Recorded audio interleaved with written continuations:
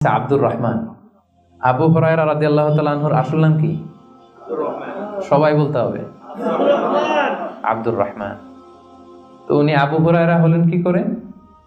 হিররাতুন মানে বিড়াল, আর হুরায়রা মানে ছোট্ট বিড়াল। তো উনি বিড়াল পালতেন, বিড়াল নিয়ে দুষ্টামি করতেন। আমাদের অনেকে শখ আছে, ঘরে আমরা বিড়াল পালি।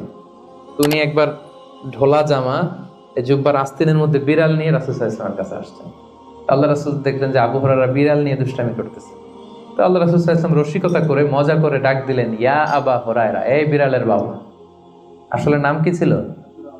আব্দুর রহমান। টাকা দরকার ছিল ইয়া আব্দুর রহমান। এটা না ডেকে রাসূল সাল্লাল্লাহু আলাইহি ওয়াসাল্লাম মজা করে বললেন, ইয়া আবা হুরায়রা, হে বিড়ালের বাবা।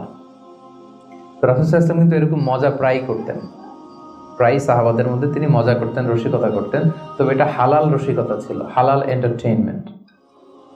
রাসূল সাল্লাল্লাহু আলাইহি ওয়াসাল্লাম একটু রসিকতা করে বললেন, ইয়া আবা হুরায়রা,